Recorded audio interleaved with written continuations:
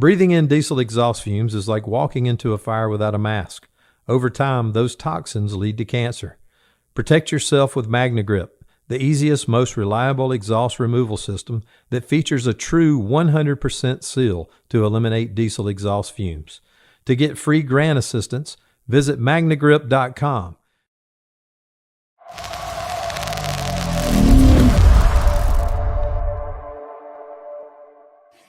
Well, welcome to Fire Service Radio. Today, I'm your sole lecturer, I guess, on legal updates. All the other attorneys are off doing attorney-like things. I think one's on vacation and one's teaching classes and one's probably actually practicing law.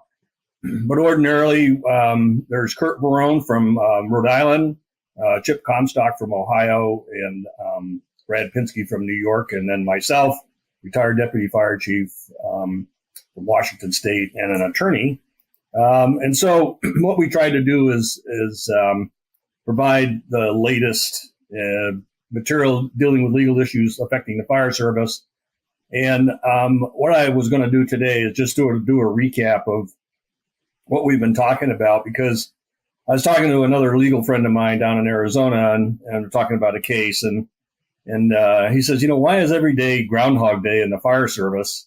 And I have to agree with him. It's like, and even the lawyers, as we get together on our monthly podcast and we talk about issues that we see repetitively. And if you take a look at Kurt Barone's site, Fire Law Blog, there's a lot of material in there that just replicates itself in different parts of the country, and affecting different firefighters and different fire organizations. And so we all say, well, geez, should we continue to do this? And is there a value in it? And I believe that there is. I think part of it is the education part. Somebody will get it. I think some departments will say, we heard this, or we went to a lecture, went to a conference, and we had these attorneys on there. They seem to know what they're talking about.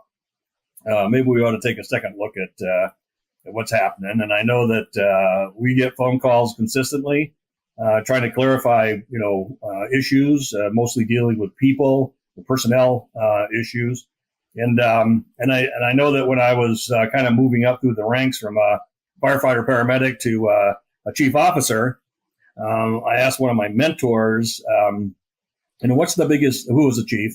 I said, what's the biggest issue that's, facing you and your department today? What should I be looking out for? And he goes, you got to watch out for people. He said, people create more issues for a fire department than fires do. He said, the reality is that fires go out. He said, people fires never do, because they keep rekindling, or you'll have another scenario with somebody in your department or a neighboring department. So we're sort of in this constant churn of people issues in the fire service. But what I'm going to talk about today are like 6 different items. I think they're sort of the heavy hitters in the fire service. And I think that the first slide here, we talk about these are the things that we see pretty frequently. And these are some, but not all, of the legal issues that are facing the fire service today. So a couple of ones I want to point out is that there's been a big uptick in firefighter suicides and the interest in suicide prevention and behavioral health. And I think it's incumbent on departments to recognize the fact that, we're not our parents' or our father's fire service anymore. And, pull up your big boy panties is not a good response to somebody who suffered from some sort of psychological trauma, death of a child, multiple fatalities, personal injuries, those sorts of things. It's more trying to keep firefighters in their jobs. Try to take a look at treating mental issues and behavioral health issues the same as you would a physical injury. So if I broke my leg, as an example, I'm going to be out for 6 or 8 weeks, right, in a cast. And so you provide me with medical leave and, doctor's care and all that other stuff. But behavioral health and mental wellness issues are treated like a pariah in the fire service. And I know that being that my wife is Dr. Beth Murphy, and we talk about those issues in the fire service, it's slowly becoming more recognized as these are real issues. and we need to treat them as real issues in the fire service, especially as we deal with suicide prevention. Another interesting one is the artificial intelligence, the chat GPT issue in writing reports. And one of the my other activities, and I'm sure that my cohorts are about the same, is I teach a long distance learning class down at the University of Florida. And one of the big issues is, are you students writing the papers themselves, or, have they used artificial intelligence in order to draft and write and edit their responses to their assignments, which are all in writing on a distance learning program. So there's been some emails coming out from the university talking about chat GPT and other artificial intelligence writing. One of the dangers that we may see, we have not seen yet, is in the generation of EMS reports or fire reports using artificial intelligence to write it. And so, for legal defense, and your writings are the best legal defense you could possibly have, is that you need to write your own reports because, a lot of times cases will come up 2 or 3 years later. It's probably not a big deal for you at the time of the occurrence. It was significant. You did your documentation, but 2 or 3 years or 4 years, you're sitting in a trial on the witness stand, and the attorneys are going to say, "Did you write this report?" And how are you going to honestly answer? So you can say, "I authored the report, I reviewed the report," but there's ways to find out whether the report was actually generated by you or some artificial issues. So anyway, so we're just not going through all these individual, but you can just kind of take a look and see what's up that are issues. We take a look at there's an uptick in embezzlement. There's just one of the departments, the treasurer or secretary is living high on the hog and found out that he was embezzling money. There's been a big case, I think, in New York somewhere where the guy embezzled like $13 million over a long time. And, eventually was caught. So we've taught classes, we've had lectures. We talk about trying to prevent theft in your organization, especially in the way of money. So anyway, but those are not the ones I'm going to talk about. Those are important, and I think we've talked about them before.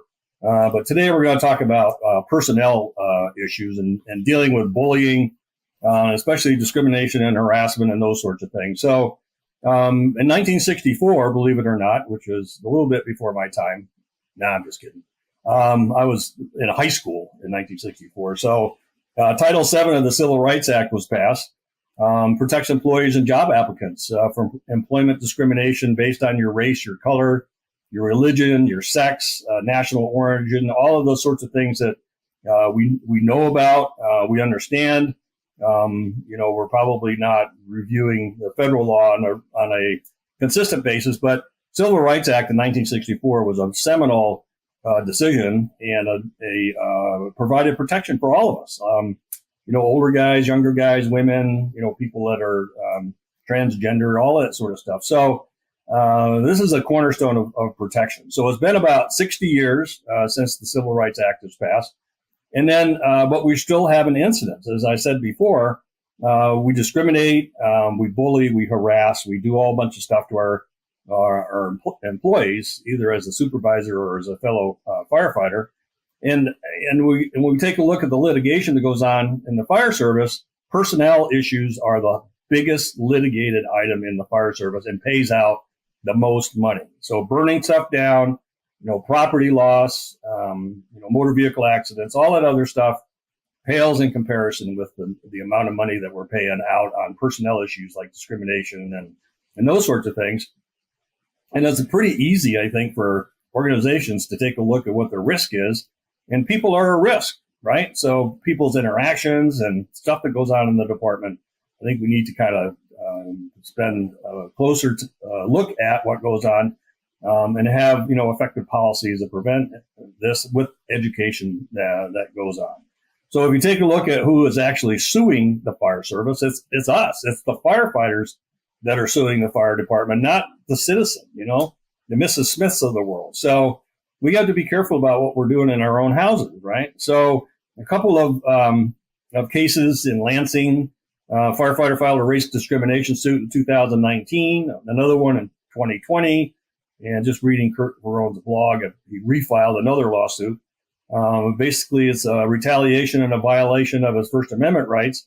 Was awarded initially $1 million, and other cases are now pending, and they're going to be high value, lots of money out the door, which the department can use in other areas because people aren't paying attention to what's going on in your organization. Another example is a battalion chief with East Haven Fire Department filed a suit claiming she was passed over for promotion to assistant chief on account of her gender. That's a hard bar to jump over. Like, maybe you're not qualified, or maybe the other person is highly qualified, and maybe it's just not your time. But gender discrimination lawsuits are horrible, and especially for women in the fire service who seem to be fighting a consistent uphill battle to have a place at the table. And so the way to do it is there's a lawsuit going on because the department has basically violated their rights. A couple more cases are two chief officers in Tulsa Fire Department filed a suit claiming they were passed over for promotion because of their gender. Another case, right? Two of the lesser qualified male candidates were promoted after testing process was completed. So this is a U.S. District Court case in Oklahoma, and then it's a violation of Title VII. So you're going to see in a lot of these cases, if you do review case law, Title VII comes up a lot as the basis of a lawsuit. The U.S. federal prosecutors are suing a whole town in New York, alleging gender discrimination and sexual harassment against a former firefighter, according to a lawsuit filed by the U.S. Attorney's Office for the Southern District of New York. Now, when you get the feds coming in wanting to sue you, that's a whole horrible story, because not only are they going to take a look at what's going on currently in your organization, they look at everything that's going on in your organization. So in the lawsuit, it alleges that the town of Harrison and its fire department unlawfully discriminated against a female firefighter by creating a hostile work environment, terminating her employment after she reported that a male senior firefighter had harassed and stalked her. So essentially, retaliation complaints are another basis for a lawsuit when people are trying to correct behavior in the organization and they get terminated, which is a retaliation, or they get demoted, or they get put in a horrible station that nobody wants to go to, and so they're going to stick you there. They cut the hours of work. Those are all retaliatory measures against people that are complaining about what's going on in their organization.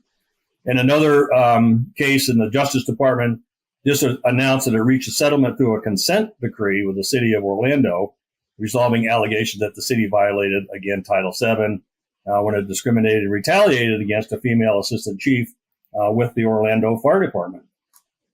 The complaint and consent decree resolved allegations that the assistant chief was sexually harassed by the former fire chief and then retaliated against by the fire department leadership for complaining about the discrimination and harassment that she faced. And there are hundreds of these cases, hundreds. If you want to do a Google search, they'll just populate your Google screen with cases just like this all over the country. Some of them are old, some of them are new, and we're just going to be seeing these more and more and more until we wise up, I guess, as an organization, as an institution, to prevent these sort of activities from happening. And then one of the interesting ones is, who would ever thought that facial hair would have a federal nexus? These are involving private ambulance companies initially. Violated federal law by discriminating and retaliating against a nationwide class of applicants and employ first responders with sincerely held religious beliefs and disabilities that required them to wear beards, in conflict with the ambulance company's policy about facial hair. Right? So the company with a no facial hair policy hired an EMT who couldn't shave his beard due to his religious beliefs and fired him when he refused to do so. The aggrieved employee sued the company. The EEOC has picked this up as a lawsuit and said in statements that no facial hair policy does not permit exemptions for disabilities or religious beliefs which violate federal law. Again, type of litigation also occurred in the public sector, as noted in Lindsay versus the City of Philadelphia, alleging religious discrimination and retaliation under Title VII and the Pennsylvania Human Relations Act. And so most of your states, if not all states, have these sort of laws that either parallel the federal laws or exceed the federal laws to provide more protection for your employees. And in Pennsylvania, theirs is called the Human Relations Act. In Washington, we have the same thing, right? So in every state, if you look at your statutes, you'll see that there are protections for employees, closely following Title VII. Both private and public agencies and many other organizations maintaining a no facial hair policy for first responders are arguing that respirators workers must wear won't fit someone with facial hair. Well, OSHA surprisingly said, well, there are facial masks that are acceptable with people that are wearing facial hair, and they're powered air purifying respirators, or PAPR. It's an option according to OSHA and the CDC. Additionally, the EEOC is representing other workers with a physical impairment known as pseudofolliculitis barbae, right? Pseudofolliculitis barbae. That's quite a mouthful anyway, which is extremely limiting and prevents mostly African Americans, but others similarly affected from grooming and caring for themselves. So they can't shave because they have these bumps that are in the area of shaving, mostly on the neck and on somewhere on the face. But again, violating federal law results in a lawsuit and then some changes in behavior that goes on in your organization. A couple of other laws on the books that you guys run into trouble a lot is Equal Pay Act of 1963. Again, protects men and women from sex-based wage discrimination, which we see nationally anyway, mostly in the private sector. But many of our career departments have labor contracts or agreements for equity in pay. We really don't see that very much. But where we do see a big problem is under the Fair Labor Standards Act is overtime pay. And so there are a couple of classes out there that I suggest the fire chiefs and their financial managers take to figure out, are we paying our employees correctly? That's the first thing. And then are we paying them, for different activities that they do in their job? The other one is American Disabilities Act. And it's sort of on both ends of the hiring chain. Is you can discriminate against somebody who has a disability coming in, and then you can disagree. You can what's the word I want? You can discriminate. I'm sorry. You can discriminate against somebody who's injured on the job, already your employee, and then you're not allowing them to come back to work because of a perceived disability. Especially when you misinterpreted the NFPA standard on return to work under 1582. So employers need to get smartened up on these sort of disability claims because, again, a number of people have filed lawsuits because they've been prevented from working. And I think that what we're going to be seeing is, again, more and more of these. There are a couple of more protections, which we're going to talk about later, but the Pregnancy Discrimination Act, the Age Discrimination of Employee Act, the ADEA. And then a recent case we just reviewed was the Uniform Services Employment and Reemployment Act under USERRA, where you may have a somebody who's in the reserve forces gets deployed, gone for a period of time. Under USERRA, you're required to maintain their jobs. And so when they come back, they can be reemployed. And some organizations say, well, we already filled your position. There's no place for you, or we'll bring you in to the organization, not at the same job and not at the same pay scale. And that's illegal, right, under USERRA. So be smart about that. A couple of recent Supreme Court cases. One was the Students for Fair Admission Incorporated versus Harvard and the University of North Carolina. And if those were basically protests against race-conscious admissions, claimed or determined to be inherently discriminatory.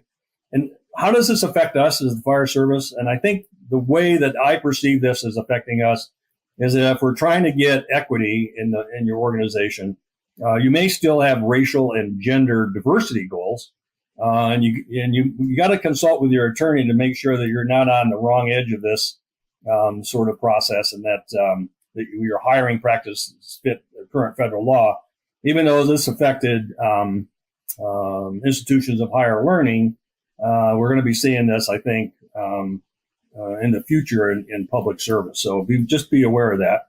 Then the other case is called Groff, Groff versus DeJoy, Postmaster General. And so what this was, the decision was the Postal Service must accommodate a rural postman's religious request, not work on Sundays, right? Delivering Amazon products unless the burden of granting an accommodation will result in substantial increased costs in relation to the conduct of this particular business. And so you may have firefighters that may not be able to work on Fridays or Friday nights or Saturdays or Sundays. And so how do you make the accommodation to protect the organization from a lawsuit?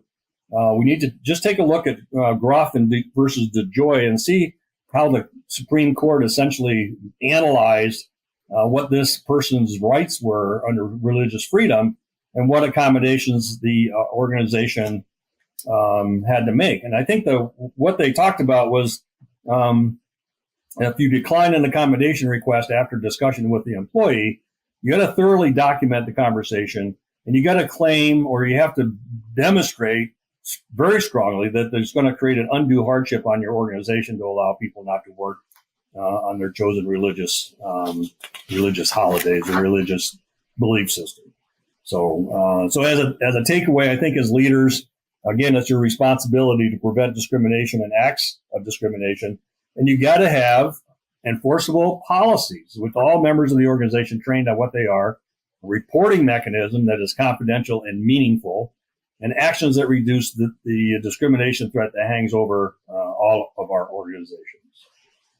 The next big heavy hitter is pregnancy discrimination. And we see as more women enter the workforce, especially the fire department, we're seeing fire departments that are just all over the place as it deals with how we're going to manage one of our pregnant firefighters. And so it's pretty simple, right? I mean, but we seem to make it more difficult, I think, as an organization, because we either discriminate blatantly against pregnant firefighters or covertly, sort of under the radar.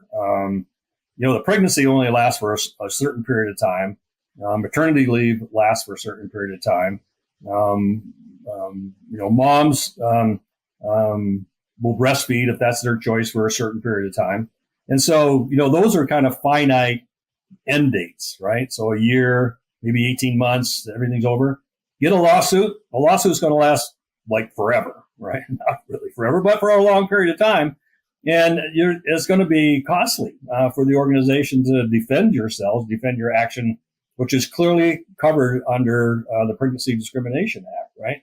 So again, Title VII, amended by the Pregnancy Discrimination Act, prohibits sex discrimination, including pregnancy discrimination. A couple of cases here. Davie, Florida, an older case, 2014. 3 firefighters, including one whose complaint led to an investigation by the U.S. Department of Justice, filed separate federal lawsuits against the town of Davie, alleging discrimination, harassment, and retaliation.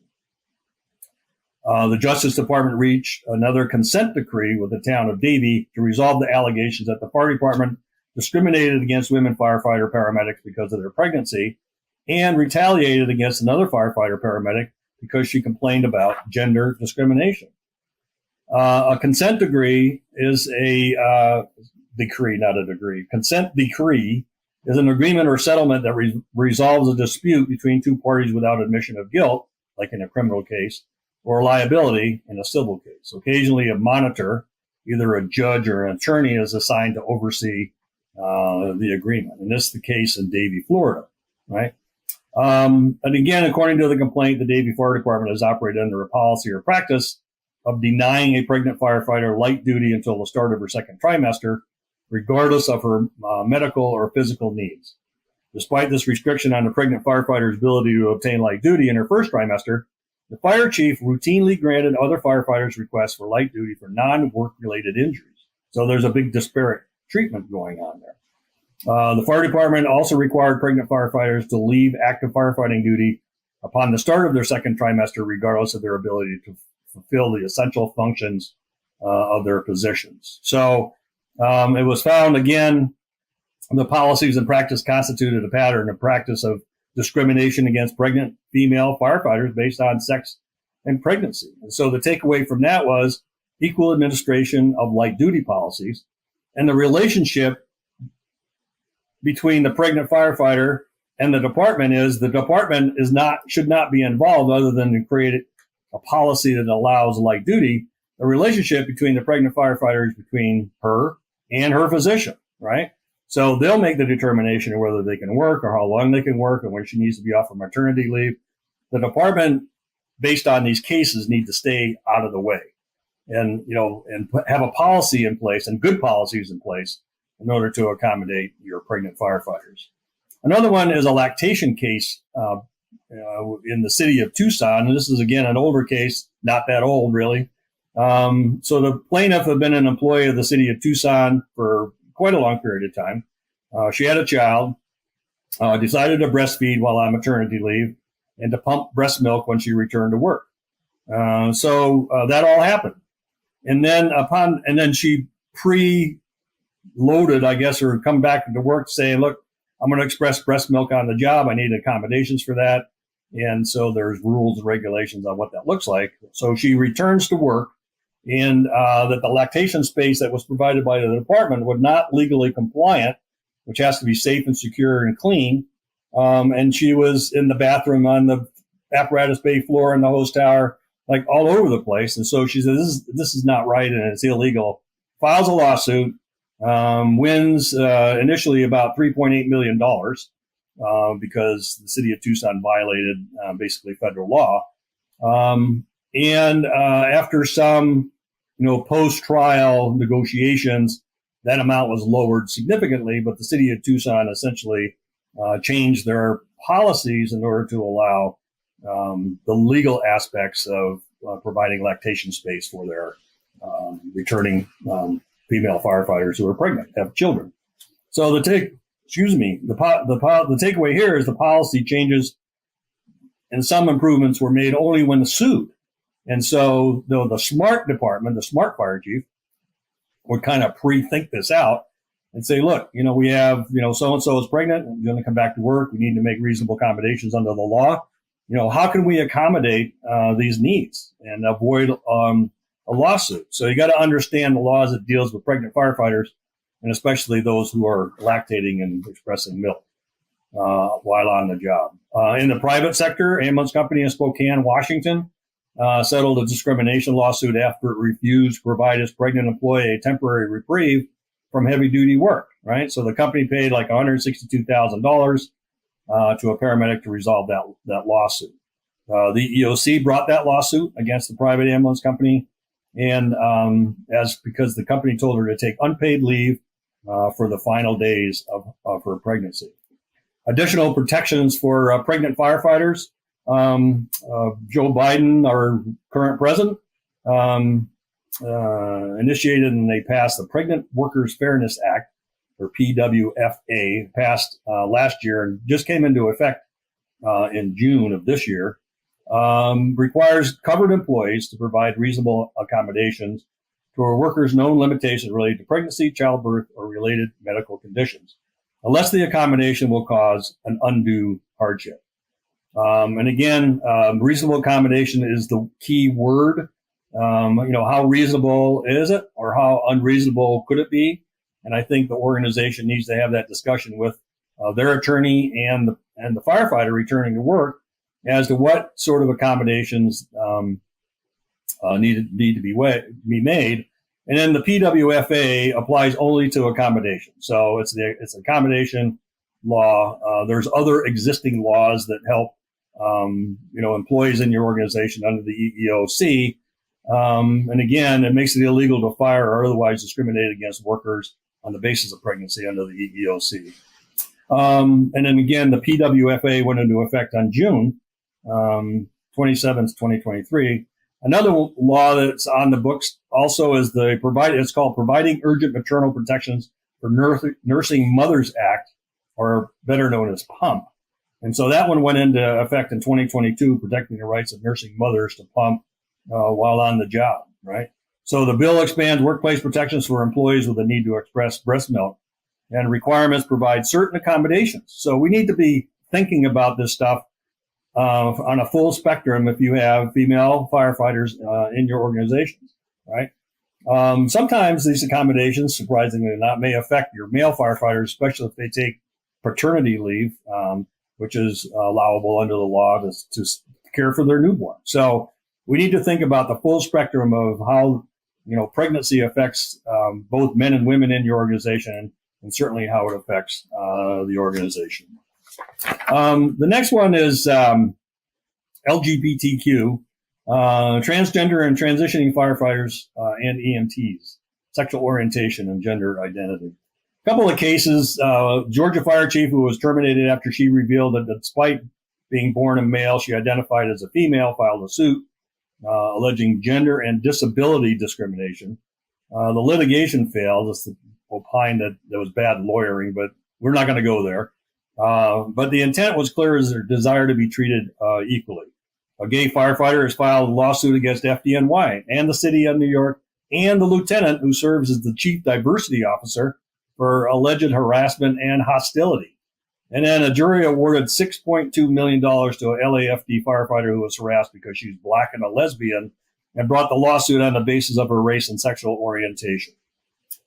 Superiors making derogatory comments about her and then forced her into compromising station assignments, exercises, not well described, but basically created this sort of hostile and disparate workplace for her. So it resulted in a very large award against the fire department.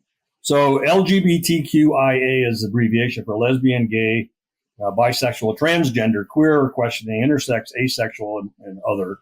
So, and again, the Supreme Court in 2020 passed a landmark civil rights law protecting gay and transgender workers from workplace discrimination. And so the question for the justices when they were making this decision was the meaning of the statute under Title VII, which bars employment discrimination based on race, religion, national origin, and sex. And they had to decide whether the last prohibition, discrimination because of sex, applies to the many millions of gay and transgender workers. And so gender identity and gender transitioning is a fact of life for those in fire and EMS services. And then even the Pope said a couple years ago, who am I to judge? And so my question to you is, who are you to judge, right? So these are your employees. They're going through some transitioning issues. They need to be treated with respect and dignity that they deserve. And there may be a couple of medical issues that may take them off the job for a while. But I think again, we need to be all embracing and encompassing of what's going on in our fire services. So a couple of arguments here is the moral argument is that no one should be singled out simply for how they exist in the world and for who they have a relationship with. And then everyone deserves to feel safe on the job, both in the fire station and out on the street. And then the legal argument is the same federal laws that protected others since 1964 have been clarified in its protections and applications to gay and transgender employees. Under the new law, penalties for such discrimination can reach $300,000 for each offense, depending on the size of the employee or employer. The Supreme Court ruling further enforces that employers should take precautions to prevent sexual discrimination in the workplace. And there, unfortunately, are several states with anti-transgender legislation that is making life difficult for you in the fire service and other employers dealing with gay and lesbian transitioning employees. Have a policy preventing discrimination. Sometimes the DEI, diversity, equity, and inclusion training may be very helpful. And then some experts believe that just communication training, in addition to DEI training, is valuable. It's worth its weight in gold. It's the ability to articulate and converse and have a conversation about the issue instead of being discriminatory, either overtly or covertly. The next one is our social media First Amendment. And the example is a pretty horrible example, but a Miami firefighter been terminated for comments made in a group chat relative to the murder of a Miami-Dade police officer. The 9-year veteran of the department was fired one day after he posted the comment about the death of a Miami police officer with, "Who cares? Another dead cop." Pretty harsh. There's a lot of worse stuff on Facebook and all our social media, as you can see on the slide. There's not only this, but hundreds of more sites that you can access to express your opinion. And there's a term called social media assisted career suicide that I can't remember who coined that phrase, but I like it. And so I'm going to tell you about it, is that for those who choose to place content on their social media platforms that violate policy or is globally offensive. And so the question is, what rights do you have? And, there's a big discussion now about First Amendment rights and what are my First Amendment rights? So racism was the most common reason people were fired due to their postings. Queerphobia, misogyny, workplace conflict, basically offensive conduct such as bad jokes and insensitive posts, kind of all led to this sort of social media assisted career suicide verbiage. And social media is a double-edged sword. So your department probably has a social media site, either on Facebook or Twitter or whatever the other ones are, to advertise the good stuff that you do in your organization. But again, it can be used to hold people to account for discriminatory views, comments, or actions. And then, the saying is not all speech is free, right? So First Amendment free speech case rights were decided through analysis based on a seminal 1967 case. The 60s were a great time for new laws and legislation, as you can tell, in a case called Pickering versus the Board of Education. And the U.S. Supreme Court adopted a balancing test to evaluate the free speech rights of public employees.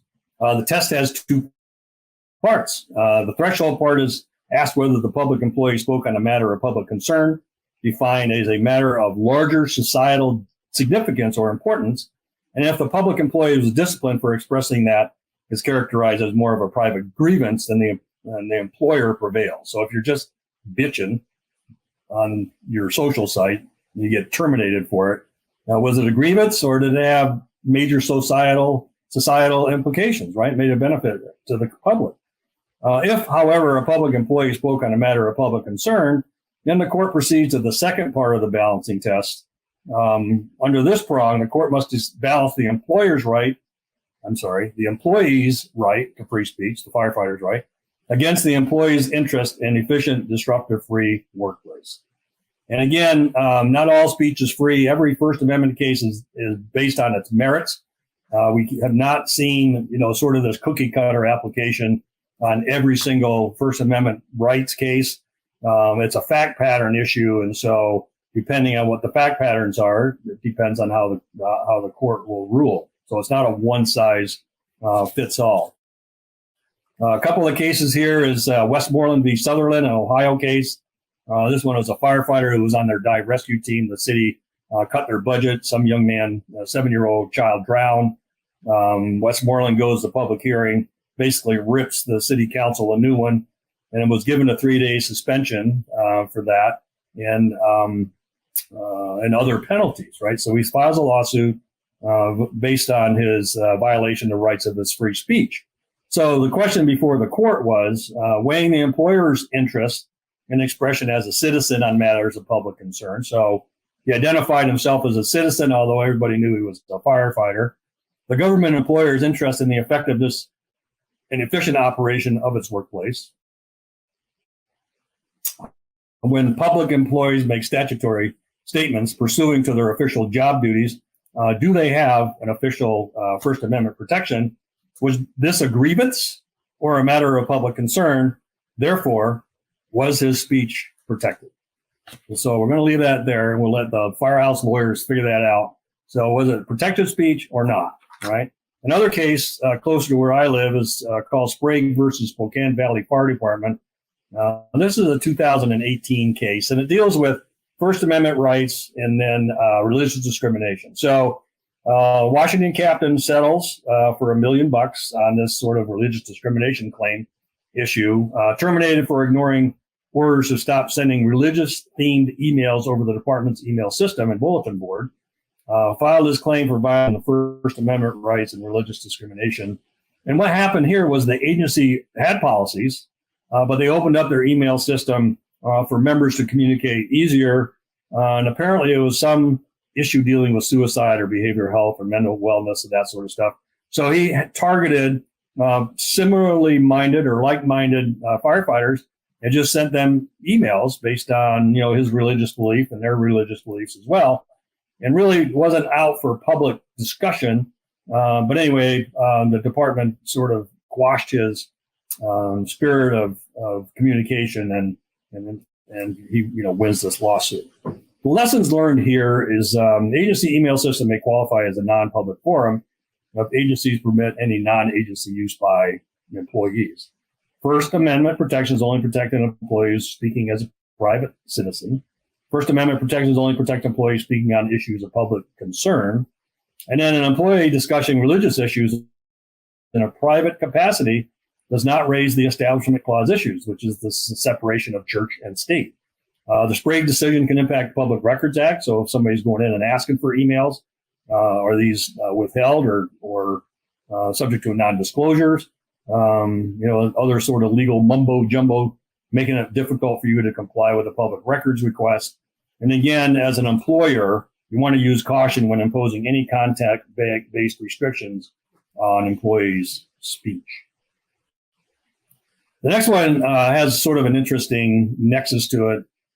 So this one is Vanessa Bryant sues the Los Angeles County in September 2020, accusing the sheriff and fire department workers of improperly taking and handling photos of human remains from the crash that killed her husband and their 13-year-old daughter.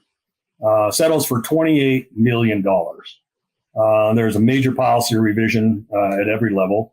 And then Governor Gavin Newsom signed into law legislation that makes it illegal for first responders to take unauthorized pictures of people killed at the scene of accidents or a crime.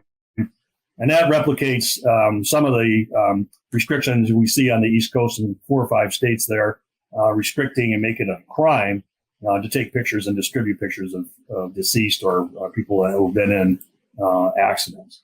So it sort of brings up this question of cameras on EMS or fire personnel. Is it a good idea when you're on an EMS call? Does it violate patients' rights when you have a body camera on? And then the whole question of storing and retrieving data comes into play about security and destruction and distribution. So where does it go? Can it be requested in a trial? So there's a lot of things I think your organization needs to go through before we start to put cameras on our firefighters. And I know that we've had helmet cameras on.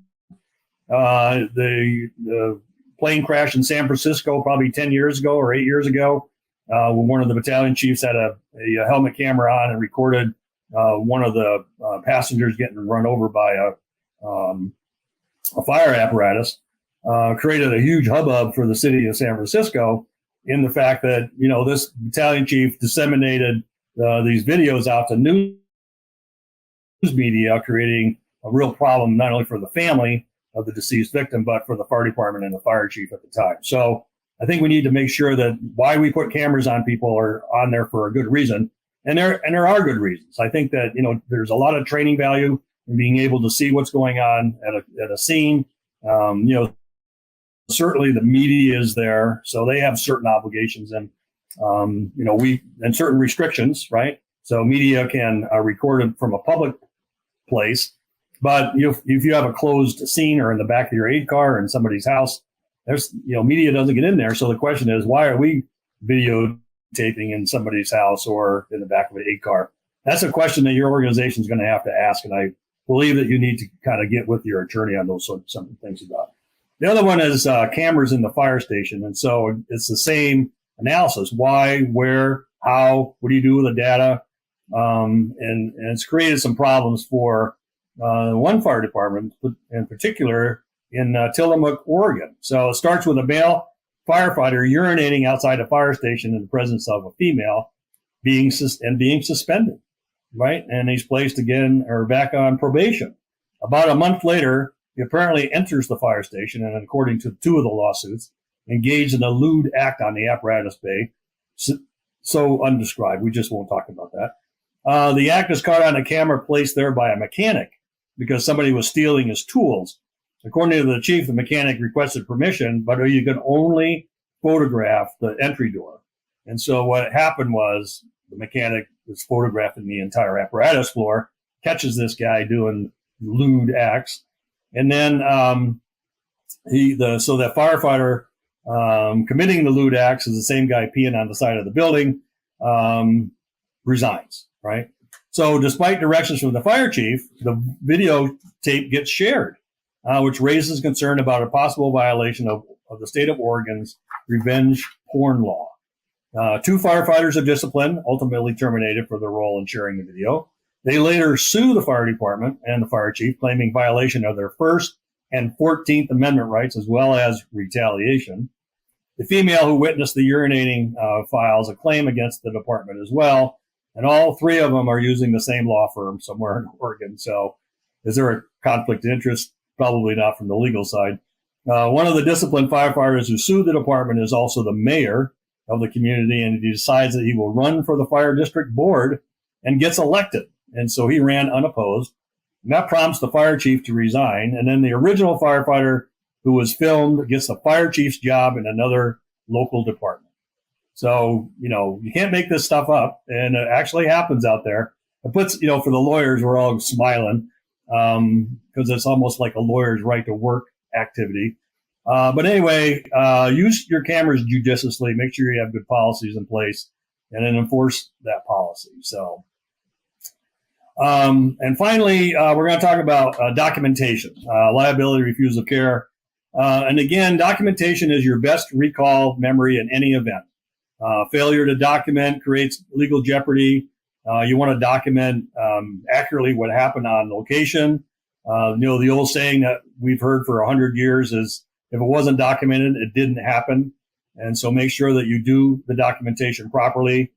Sometimes documentation of all events are required by either law or policy. So EMS agencies, especially the state organizations, want you to document, right? And they train you how to document. We need to make sure that we do the documentation. And then policy as well. The policy in many forms will say, thou shalt document, every call that we go on. Release or destruction is guided by policy and state law. So take a look at your statutes and as to how long you keep your records, how you dispose of your records, both paper and electronic, and kind of put you through a guide or a pathway in order to properly dispose of records. And then improper release may cause litigation under the current HIPAA law and guidelines. And so we're seeing a lot more because the people that are doing enforcing the HIPAA laws are becoming way more astute and skilled in filing lawsuits against organizations, especially large organizations. But if you're in a small department, certainly if there's improper release without the right forms, the necessary signatures, you could be charged with a HIPAA violation. So be very, very careful about that. One case I like is an old case, like it's 1992, but it still has relevance, I think, to what we're talking about today. It's called Pavlov, P-A-V-L-O-V versus Community Emergency Medical Services.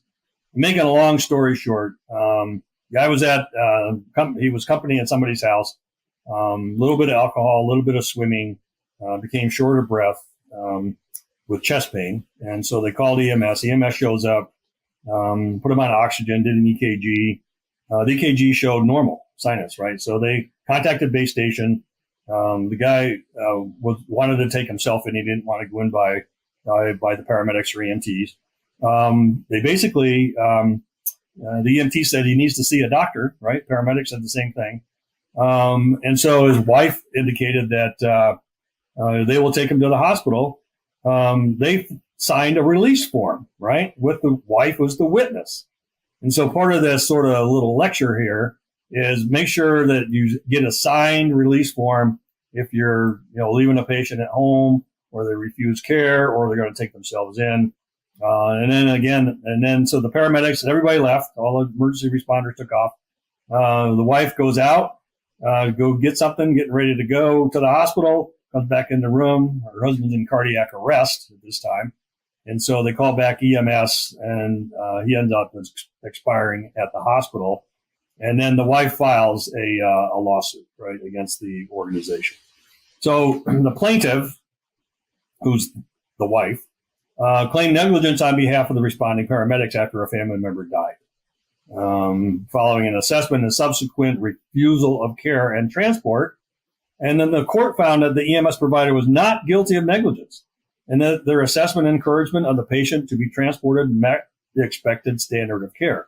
Now, this is like over and above a lot of the immunities that we have in our service as EMS providers. So this is like, the frosting on the cake, that they've met the standard of care, and so that prevented them from being successfully sued, although they had to, obviously defend themselves. And so thorough patient evaluation with documentation, including a signed release, was a major contributing factor in the summary decision favoring the defendant EMS personnel. So the lessons learned here is have a policy on documentation, have a policy on refusals.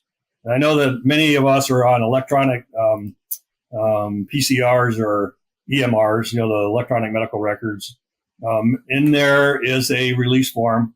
Make sure that people understand what they're signing, right? So you may have to read it to them.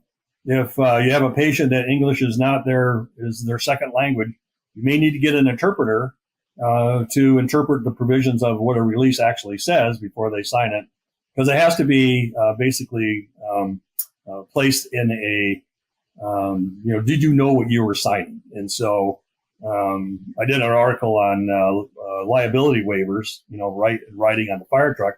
Most people don't even read it; they just sign it, thinking that they're going to be protected, and they're not. So a lot of people will just not read and sign the refusal. So make sure they know what it is, because it's like informed consent. So they got to understand what they're signing. Enforce the policies. Ensure that your responders can actually write a good report. Many times in my documentation class, I talk about the ability to write correctly. So, you don't have to write. I always tell people, you don't have to write war and peace when you're doing an EMS narrative. You want the facts, right? The who, what, where, and how. What did you do? What did you see? How did you treat the patient? What happened to the patient? Those sort of things. And so that's the basic stuff. And so take a look at what they're writing too. You can do that in your QA, QI sessions, and take a look at errors in documentation. Then go back, to the author and say, look, on this patient, you wrote it this way. It should have been written this way in order to, make it clear. So use those opportunities to read and review your fire paramedics and EMTs, their documentation. And even on fires, it's important that there's a narrative there. I mean, that could be an insurance issue, could be an investigation issue. There's a civilian fatality or a firefighter fatality. Those are going to be very, very important, that accurate writing is part of your daily activity. So make sure that your organization, if your fire EMS people have a hard time writing, maybe well worth the time to invest in somebody to come in and help them teach. Even your local community college or high school may have those resources available. So in closing, I just want to thank you for what you guys are doing. I know that, we're in a sort of a legally challenging environment, pretty much from everywhere. And I, if I can channel my fellow attorneys, we're here to take questions. We're here to answer your questions. We educate. We'll come out to your department and teach you whatever you need to be taught in order to provide a legally safe workplace for your firefighters, EMTs, your volunteers, your chiefs, chief officers, your administrative staff. I mean, everybody in your organization is affected by, legal activity or illegal activity. And I just want to say that, I appreciate what you're doing. You're doing a great job. The nation's fire service is the best in the world. And we try to make you legally compliant and legally safe, so we maintain that reputation and image to our fellow firefighters and our community. So, without further ado, I'd like to thank Fire Engineering for hosting these things. Unfortunately, my cohorts weren't here today, but they're probably having a good time somewhere else. And it's an honor to be here to present you with this material. So, without further ado, goodbye and be safe.